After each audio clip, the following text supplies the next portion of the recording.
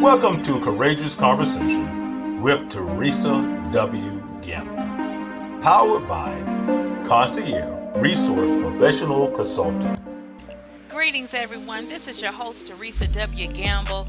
Thanking you so much for listening and tuning in. We got some exciting news. Courageous Conversations now can be heard on Amazon Music and Audible. So make sure you share and subscribe and let us get your feedback on what you think about our podcast.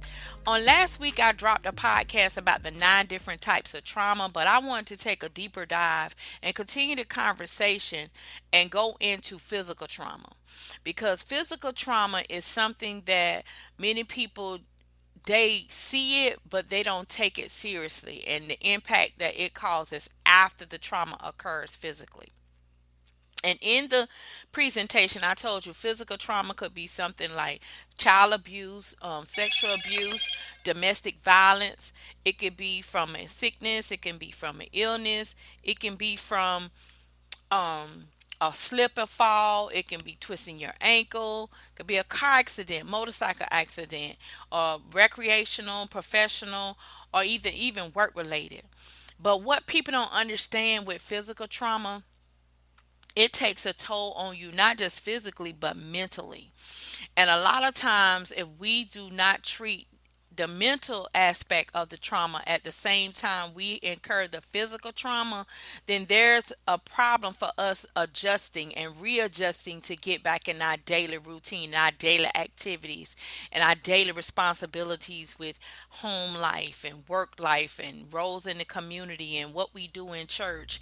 And anything's academic wise for us going to school or going to training or getting certification, because it impacts our brain.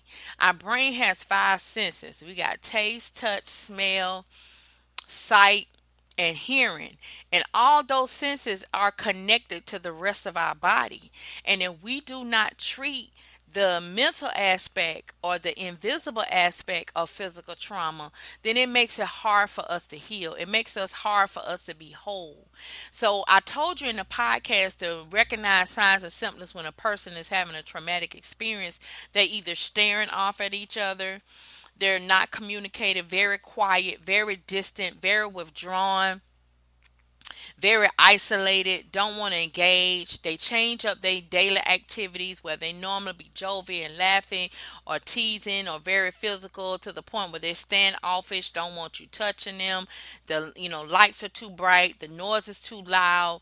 They just become real irritable and don't want to be around groups of people. They just want to be standoffish and alone. And sometimes we as human, we misunderstand that person got an issue or attitude.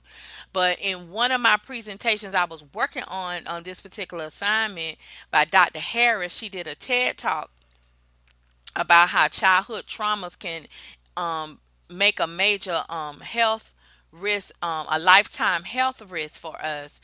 Is that we need to stop asking the question, what is wrong with the person or what's wrong with you, instead of asking the question, what happened to the person? Because trauma caused people to have experiences that we need to wonder, well, what happened? You would think it's common sense. Well, they just should do this, or they just should say that, or they should just go here, or they just should do that.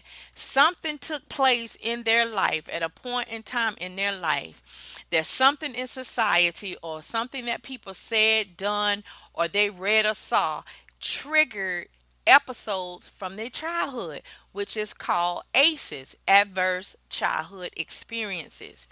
If you have never heard of this, it is very vital to help even adults to understand why we respond to certain things the way we do, why we are so aggressive, why we snap, why we very some people may say act bipolar or schizophrenic, or call us crazy, or just think that your screws ain't wrapped too tight. Those terms are very offensive because you do not know what happened to the person or what options they were faced when that trauma occurred. there probably was no recourse for help to get them out of certain situations so they wouldn't mentally go down this road and not be able to adjust with any type of physical trauma. We know child abuses is very severe with the human trafficking that goes on in our country, and those individuals, they go through physical trauma, but it's also mental trauma, emotional trauma is tied to that, and we have to be more cognizant of that. Even in what being a teacher, you have to pay attention to the body language of your student. If your student is quiet, withdrawn, don't eat, don't want to be in a crowd, they just want to be isolated, something is going on beyond the surface. And as an educator, that's our job, to go beyond the surface to learn some background on the student. They're not going to verbally talk to you.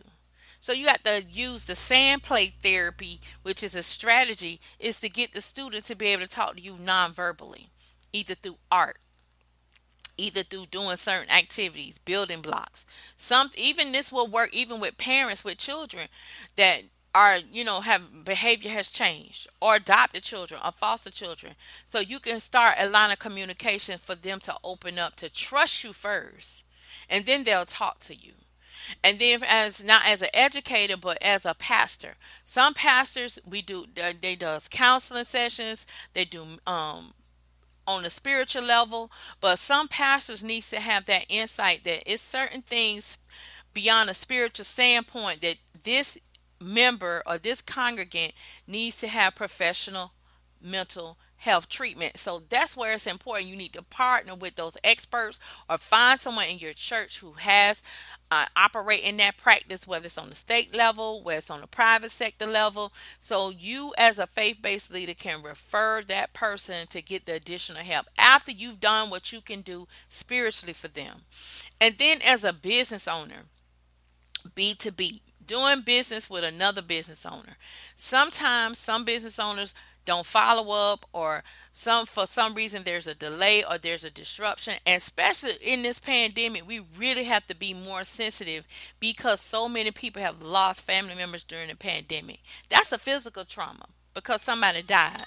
And then the mental trauma is the fact that that person won't see them anymore. So it's disrupting how they do business every day, even though they're trying to maintain. But then you have some business owners, they don't have the support staff to keep the business running while they deal with these issue these life events of death, or life events or sickness.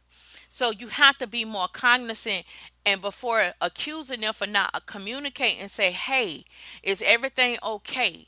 I understand we were supposed to follow up on this day, but my hope that nothing seriously occurred that caused you to miss our meeting or our opportunity on this particular project.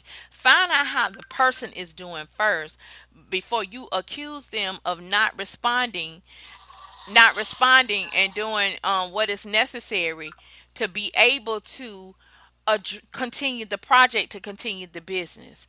So at the end of the day, as business owners, we got to be more respectful and cognizant of each other, that we are human, we're prone to make mistakes, and that's why we have to have understanding and empathy, not just sympathy, but empathy for understanding, because the wheels could be turned, and that could have been you. You could have had a death in the family. You could have got sick.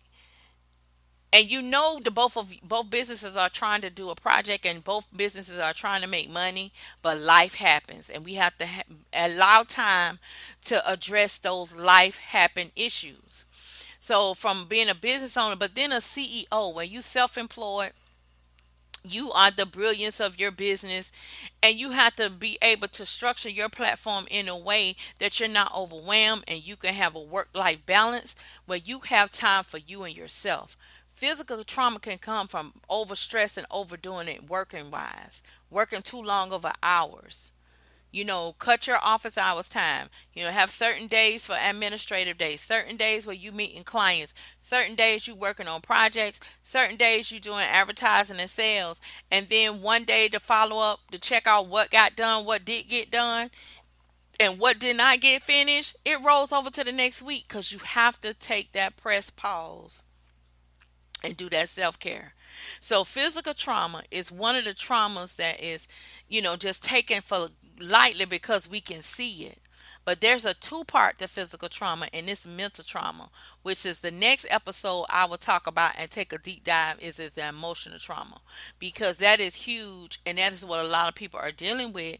And as you can see lately with all the shootings and killings that's been going on in our country, the physical trauma has increased, and most definitely the emotional trauma. Every type of trauma is interconnected, some form of fashion, because something triggered for one reaction to occur, and then the domino effects follow. So this is your host, Theresa W. Gamble. I wanted to give you some more insight about the 9 types of trauma. The trauma I'm talking about is physical trauma, and for those women who's dealing with domestic violence, those with children that's being abused and they need to get help. There are ways that you can get out of that situation, but you have to be smart about it. There's apps you can communicate through to get the message out so you can get the relief, or family members that are aware of such abuse needs to step up and do the right thing to report it, so that child doesn't have to grow up with that trauma all their lives. And because it's known for within families that bullying is supposed to make you strong so you can be able to take on anything in the world, but bullying has a mental aspect that's very traumatic that sticks with you forever, and it calls your behavior to change. It calls you how you engage with people, how you communicate with people, and which a lot of people will feel friendless, or people don't want to be around them because of what they experienced in their childhood.